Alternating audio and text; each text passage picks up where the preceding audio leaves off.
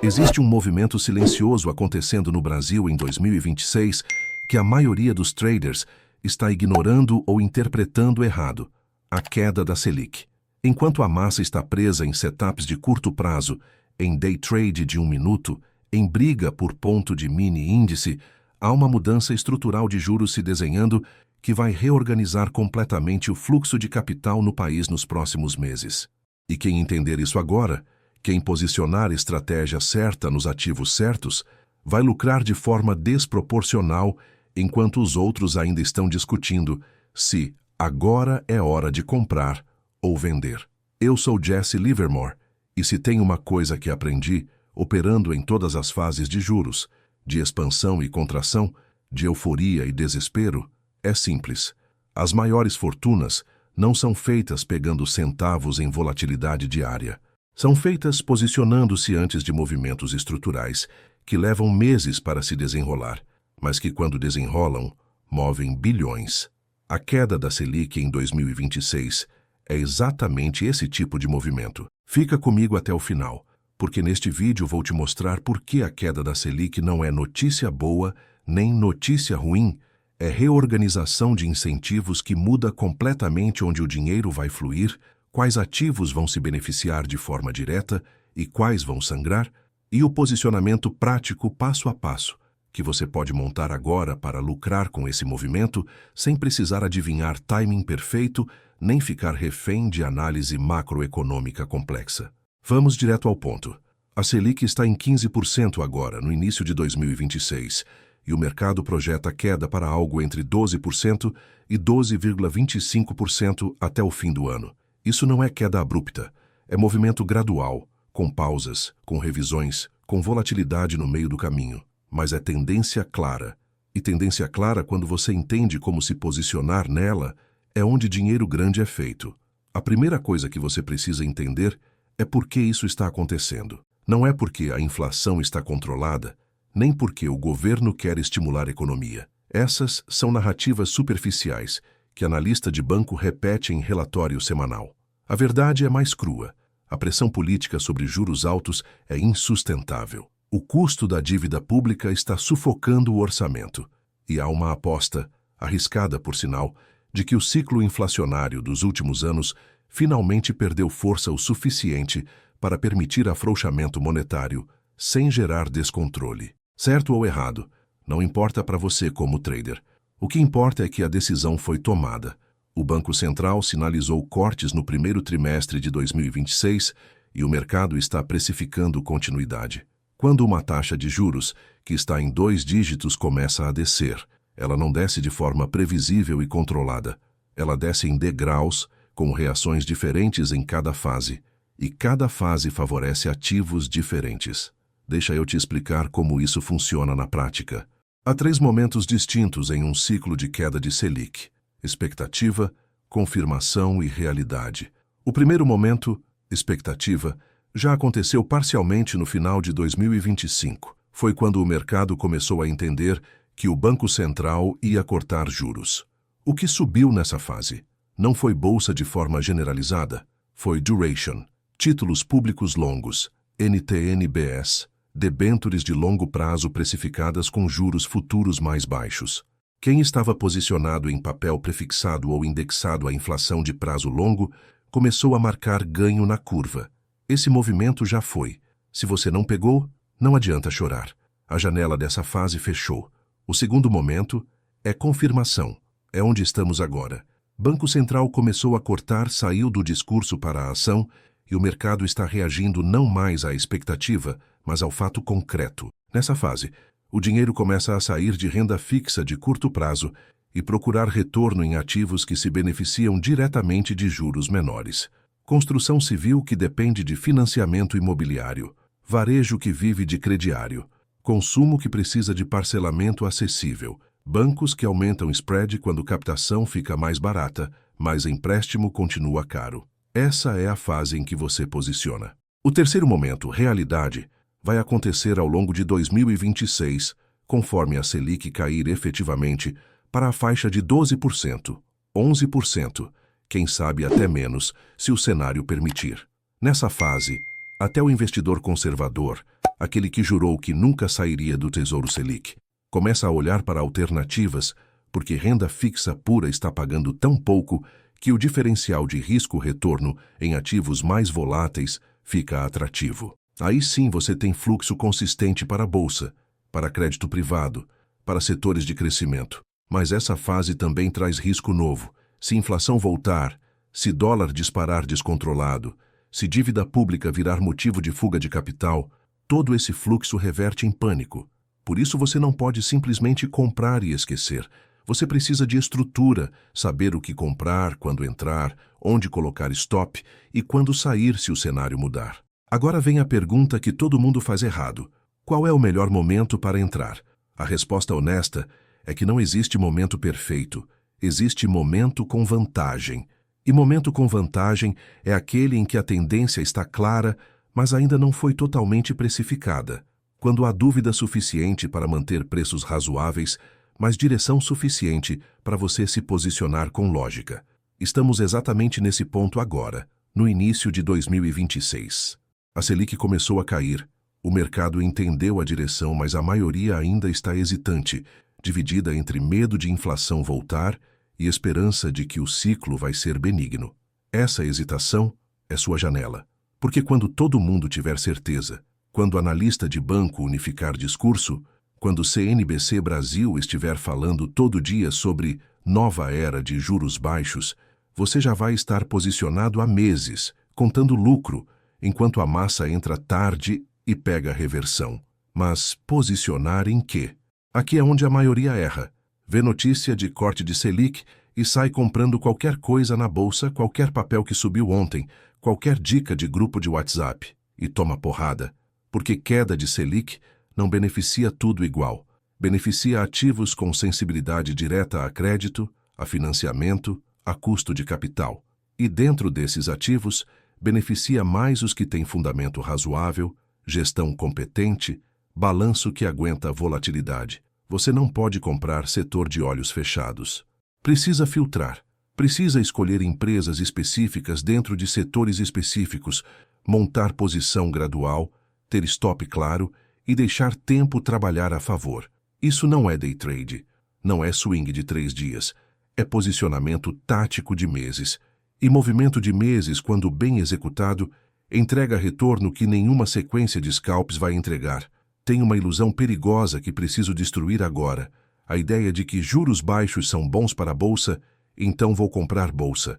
Juros baixos são bons para empresas que dependem de crédito e têm capacidade de crescer com crédito mais barato. Não são bons para empresas ruins que estão quebrando. Não são bons para setores que dependem de câmbio favorável se o real desvalorizar junto com a queda de juros. Não são bons para exportadores se o mundo entrar em recessão. A queda da Selic reorganiza fluxo, mas não cria milagre. Então você precisa filtrar com critério. Precisa entender qual ativo se beneficia diretamente da tendência, qual tem correlação indireta e qual vai sofrer apesar da tendência. E mais importante, você precisa aceitar que vai ter correção no meio do caminho. Vai ter momento em que o mercado vai lembrar que Selic menor não resolve déficit fiscal, que dólar pode subir, que inflação pode voltar. E aí, tudo que subiu vai corrigir violentamente por semanas. A maioria vai vender no fundo dessa correção, em pânico, achando que a tese quebrou. Você não vai fazer isso, porque você tem stop estrutural, não stop emocional. Você sabe a diferença entre correção dentro de tendência e quebra de tendência. E enquanto a tendência não quebrar, você segura, ajusta e deixa correr. Até aqui você precisa entender 3 coisas fundamentais. Primeira, a queda da Selic em 2026 não é evento pontual. É ciclo de meses com fases distintas, e cada fase favorece ativos diferentes. Segunda, você está na fase de confirmação agora, que é onde se posiciona para capturar a fase de realidade que vem depois. Terceira, posicionamento não é comprar tudo que subiu ontem. É montar portfólio tático com ativos filtrados, entrada gradual, stop claro e paciência para deixar meses trabalharem a seu favor. A maioria vai ignorar isso e continuar tentando pegar ponto de mini índice no gráfico de 1 minuto. E vai perder o movimento estrutural que vai redistribuir bilhões de reais ao longo de 2026. Você tem escolha: Pode continuar brigando por centavos em volatilidade diária. Ou pode entender que há uma onda se formando que ainda dá tempo de entrar e que quem souber surfar vai lucrar de forma desproporcional, enquanto os outros nem percebem que estão perdendo a janela. Agora vamos direto ao que interessa. Quando a Selic cai, o dinheiro não fica parado esperando ordem. Ele se move. E se move em sequência, não tudo de uma vez.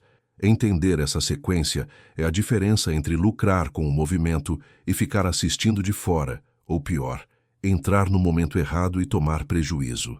A primeira coisa que você precisa gravar: a queda da Selic não beneficia todos os ativos ao mesmo tempo, nem da mesma forma. Há setores que reagem imediatamente à expectativa. Há setores que só reagem quando a queda se confirma. E há setores que, mesmo com Selic caindo, podem sofrer se outras variáveis virarem contra. O trader amador vê notícia de corte de juros e sai comprando qualquer coisa na bolsa, achando que tudo vai subir. O trader que entende fluxo sabe que precisa filtrar, priorizar e principalmente ter paciência para entrar nos momentos certos de cada onda. Vamos começar pelos setores cíclicos, especialmente construção civil, varejo e consumo. Esses são os beneficiários mais diretos de juros menores. Por quê? Porque dependem de crédito para funcionar. Construção civil vive de financiamento imobiliário. Quando a Selic cai, a taxa de financiamento cai junto. Parcela de apartamento fica mais barata. Demanda aumenta.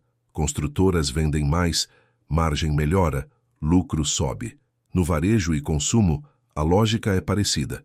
Crediário fica mais acessível. Parcelamento no cartão pesa menos no bolso. Consumidor compra mais. Empresas que dependem de vender para a classe média via crédito começam a ver receita crescer e endividamento das famílias pesar menos. Isso não acontece de uma hora para outra. Leva trimestres para aparecer no balanço. Mas o mercado não espera balanço. O mercado precifica a expectativa. Então, quando o ciclo de queda de Selic se confirma, no primeiro ou segundo corte, essas ações começam a subir antes mesmo do resultado operacional melhorar. Você não está comprando o resultado passado.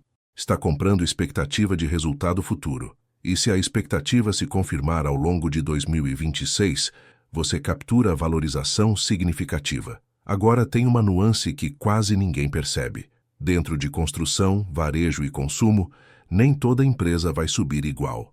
As que têm balanço forte, dívida controlada, gestão competente, vão subir mais e segurar melhor nas correções.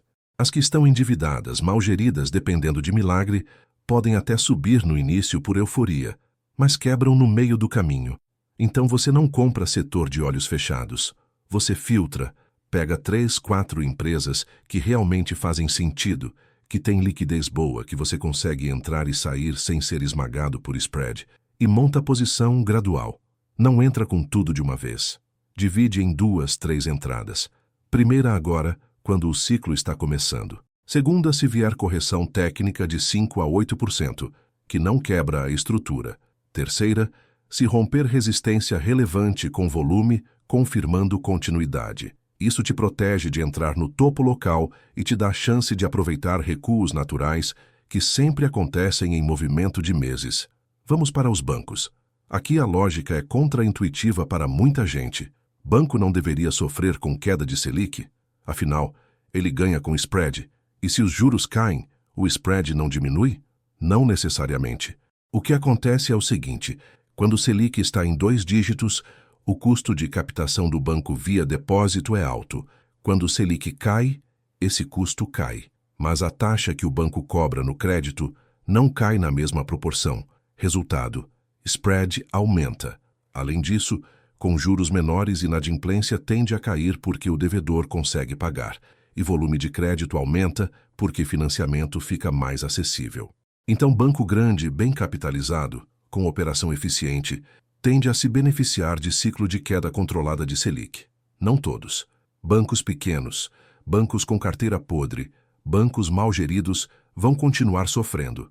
Mas os grandes, os sólidos, Itaú, Bradesco, Santander, tendem a performar bem.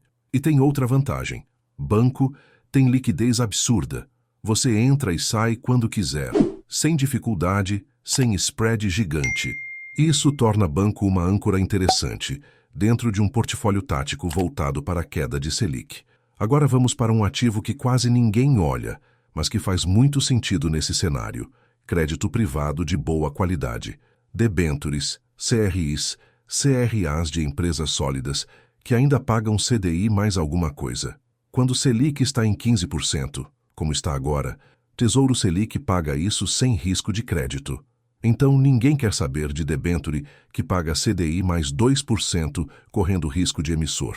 Mas quando o Selic cai para 12%, 11%, 10%, de repente um papel que paga CDI mais 2,5% com rating razoável fica atrativo, porque o diferencial aumenta. Você está ganhando 2,5 pontos acima do que ganharia no Tesouro Selic, com risco controlado se escolher bem o emissor. Claro que tem risco de crédito. Empresa pode quebrar, por isso você diversifica. Não coloca tudo em uma debênture. Espalha em 3, 4 emissões diferentes, de setores diferentes, para não ser pego de surpresa se uma der problema. E você segura. Não tenta tradear crédito privado. Compra, deixa render e colhe no vencimento ou se aparecer oportunidade de venda com prêmio no mercado secundário. Quarta categoria: Small Caps endividadas com tese de desalavancagem. Essas são as mais especulativas, as mais arriscadas, mas também as que podem dar retorno mais explosivo. A lógica é simples.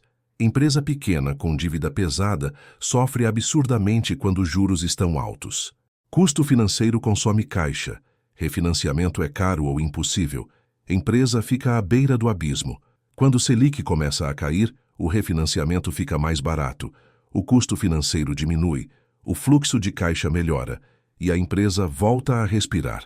Se, além disso, a empresa tem negócio operacional decente, tem produto que vende, tem gestão que não é completamente incompetente, a ação pode multiplicar, pode subir 50%, 80%, 100% em um ano.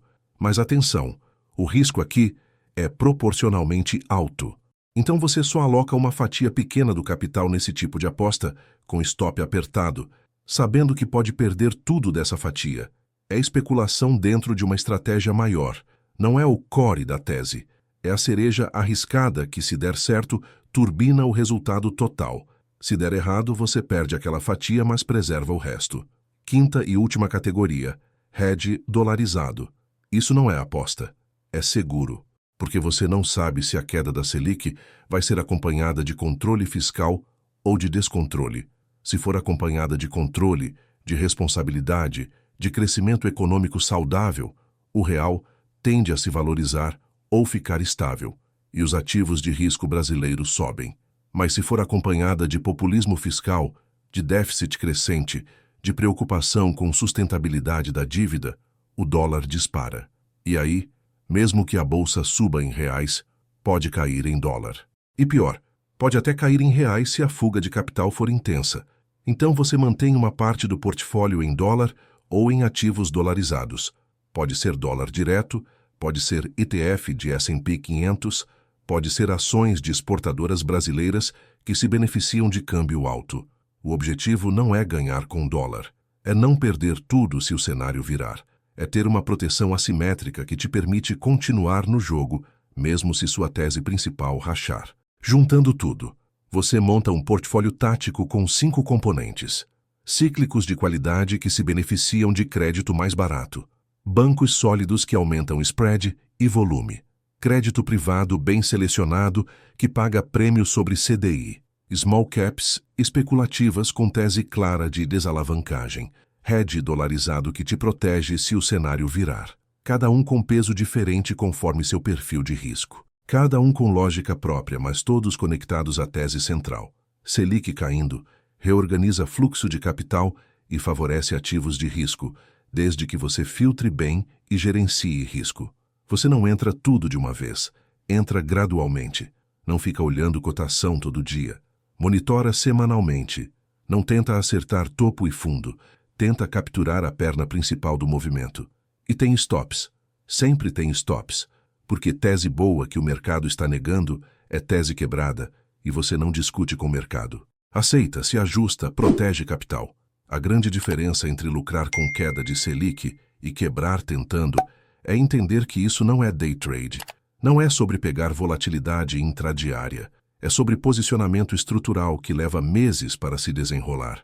Você não vai ficar rico em uma semana. Vai construir retorno desproporcional ao longo de 6, 9, 12 meses, se tiver paciência, disciplina e capacidade de aguentar correções no meio do caminho sem vender no fundo. A maioria não tem isso. A maioria vai entrar, ver primeira queda de 8%, entrar em pânico, vender e perder a subida que vem 3 semanas depois.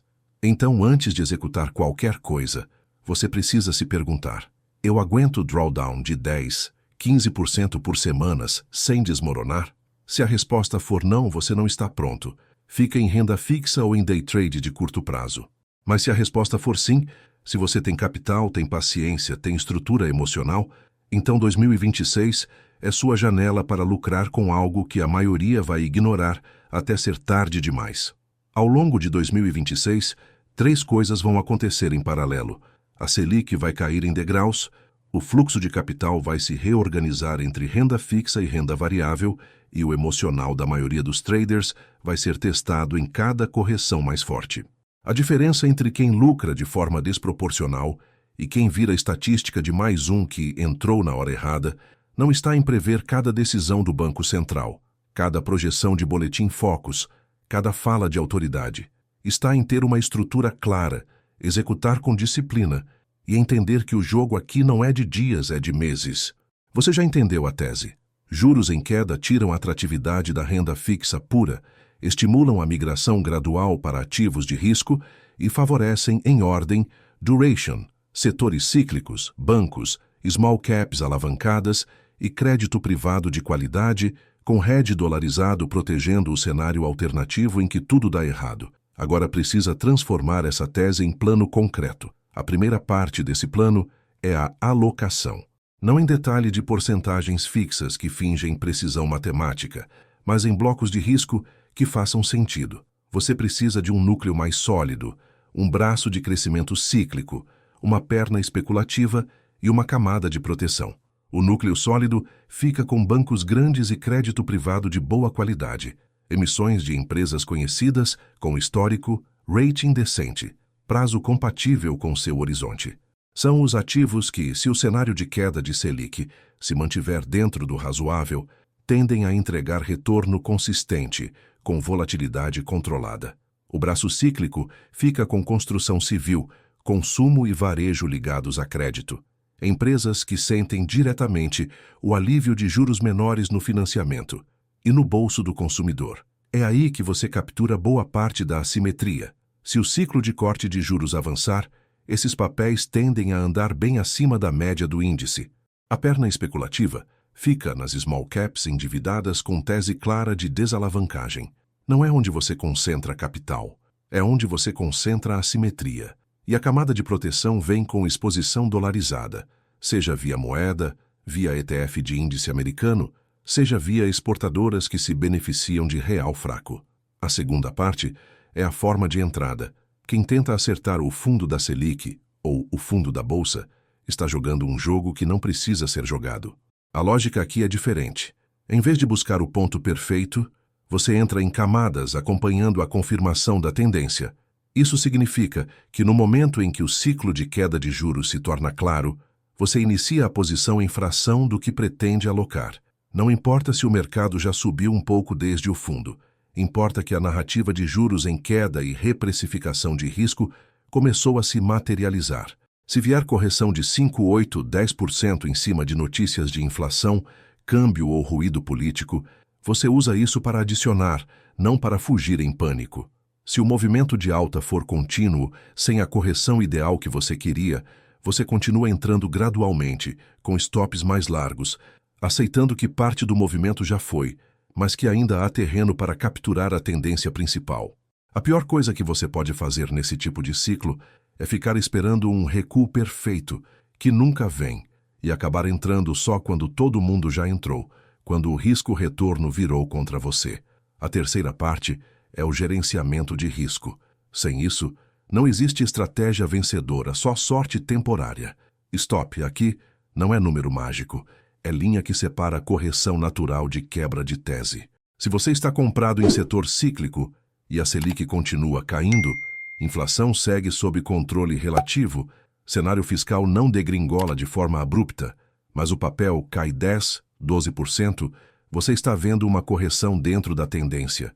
Se, por outro lado, o Banco Central pausa o ciclo mais cedo, começa a sinalizar preocupação crescente com inflação, o câmbio entra em espiral de desvalorização e fluxos para ativos de risco secam, a tese de queda estruturada e contínua começa a se desfazer. Nesse cenário, seu stop não é técnico apenas, é macroestrutural.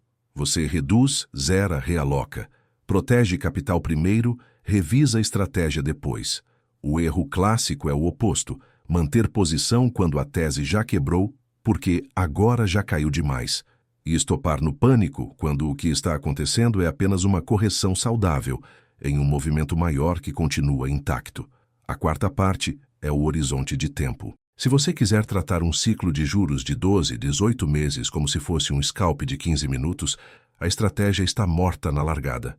Um ciclo de queda da Selic, saindo de nível elevado para um patamar mais baixo, não se traduz em um único rally linear de bolsa. Vem em ondas.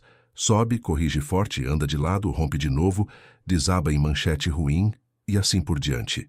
Se você entrar com cabeça de day trade, vai entrar depois de uma perna de alta forte, tomar a primeira correção mais dura, zerar no fundo e assistir ao mercado voltar a subir sem você. Vai repetir esse ciclo até destruir sua confiança e seu capital emocional. A única forma de capturar o grosso do movimento é aceitar que você vai ver o portfólio oscilar, que vai ter semana de queda e mês de estresse, e que isso faz parte do jogo quando se está operando um tema macro de médio prazo. Não adianta dizer que quer pegar a grande tendência e depois exigir que o gráfico ande em linha reta.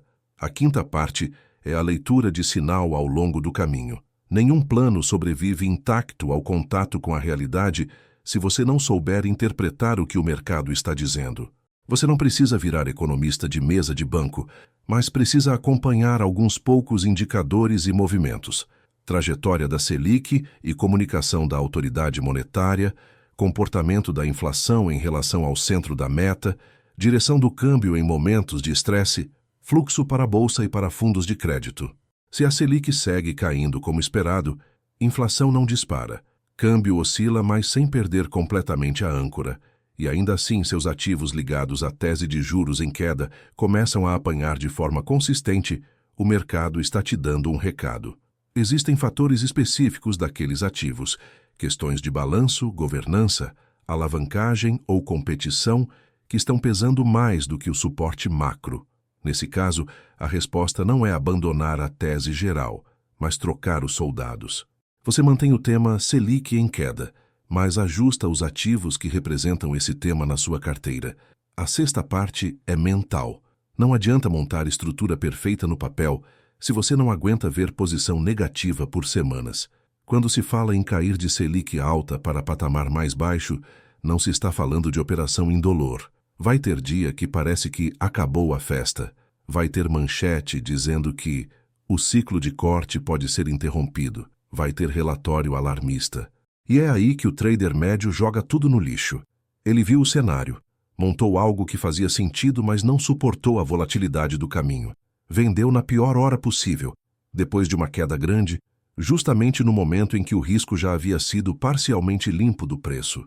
Se você quer mesmo capturar um movimento estrutural de meses, precisa decidir antes qual drawdown está disposto a suportar e ajustar tamanho de posição a isso. Se você não aguenta ver uma posição cair 15% sem ser destruído emocionalmente, não pode montar posição que, em um cenário normal de oscilação, possa cair 15% com peso grande no portfólio. Ajusta antes, não depois. Por fim, entra a questão da responsabilidade. É muito fácil, em ciclos como esse, cair na armadilha do agora vai e alavancar demais, ignorando o fato de que cenário macro é vivo, muda, e 2026 pode muito bem surpreender para melhor ou para pior. O movimento de queda da Selic abre uma janela real concreta para montar operações com assimetria a favor, especialmente em ativos que estavam sufocados por juros altos. Mas isso não transforma o mercado em cassino com carta marcada. O cenário pode deteriorar. O corte pode parar antes do previsto.